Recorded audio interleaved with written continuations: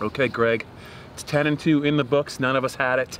No. I thought it would be 9-3. I didn't think this game would be close. I think this was a game that Penn State was just trying to get through in one piece. They didn't play a lot of key guys. No Clifford, no Etor Gross-Matos. Looking ahead, one of the things that struck me was what both James Franklin and Will Levis said about Sean Clifford. Will Levis said he found out Tuesday after practice he was going to be the guy who ran for 100 yards.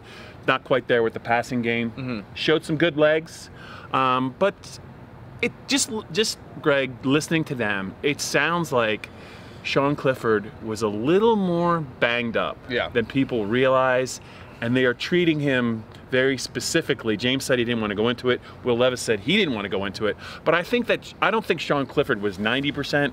I don't think he was 80%. No. I think he was severely limited with the lower body issue he was dealing with. Yeah, I mean, I don't know. There's also not a nice way to say, why would we put our guy that's a little banged up out there against Rutgers? So I think that's a part of it too. But yeah, clearly James Franklin's been saying for what, like 3 weeks now that he's not 100%. So if Noah Cain was 90% 3 weeks ago and he's still not 100%, James Franklin said they wanted to make sure he was 100% for the bowl game. Then what's Sean Clifford, like 40% at this point? I mean, if you follow it along with the percentage chart, I mean, so clearly he's not in a good place at this moment, but he was out on the field. There was no obvious signs of pain or anything like that. No braces, no crutches. So he'll be ready for the bowl game. I feel pretty confident about that. Would it surprise you in the next 10 to 14 days if there was some kind of update on Penn State and James Franklin's future together in a positive manner in terms of continuity? Yeah, so it would not surprise me. However, if we know anything about James Franklin and the way Penn State operates, it's that not only is timeliness not always, but sometimes they're staging things for when they think is peak, you know, a good time for peak publicity. So do they want to upstage signing day, number one? Does Franklin want to, he's supposed to be out on the road recruiting the next, after he goes to the Giants game on Sunday.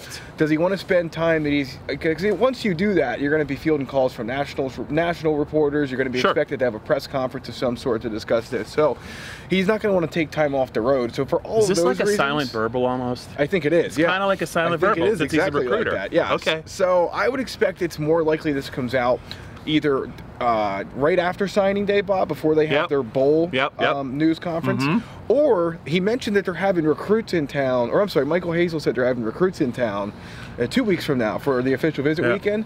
Wouldn't shock me if they did it then, because he's going to be here. 55 wins now for James Franklin in 6 years. He's 55-23, 6-0 against Rutgers. They've scored 32 total points against Penn State's defense. Here's a question for you as we move forward. As we look at Penn State's team and we look at a guy like Journey Brown who went for 100 yards again today, he's clearly the guy at the top of the running back chart. Which player has developed more this year? Would you say it's Journey Brown or Lamont Wade? Well, it's a good question. I would go with Brown, I think, and I do like a lot of what I've seen from Lamont Wade, but Brown is just same class. Notice they're same class. Yep, he's just been very solid. He doesn't seem to make a lot of mistakes. Does at times he want to run more east-west than he should? Yeah, absolutely. But is Lamont Wade sort of the scapegoat for some things that may not be his fault in coverage sometimes? Yeah, I think so. But I mean, it's not a wide gap. But I would probably give the tip to Journey Brown at this point. Yeah, I think Journey Brown has come further because he was not 4 or 5 star recruit, depending on who you talk to. He was a track guy who they had to teach how to play running back. Lamont. Those two guys are great. Let's just talk real quick about Micah Parsons. By my math, 10 tackles today gives him 95 for the year, 5 away from 100. You heard him talk about what he's going to be doing for the next week. 5 away from 100, Butkus finalist, only 6 guys in the running. He could win it, but he had another strong game today. I think it's a 6th game with 10 tackles or more. What did he tell you he's doing in the next week or so? Relaxing. He said that they never get a Sunday to themselves, Bob, so he's going to walk his 2 dogs.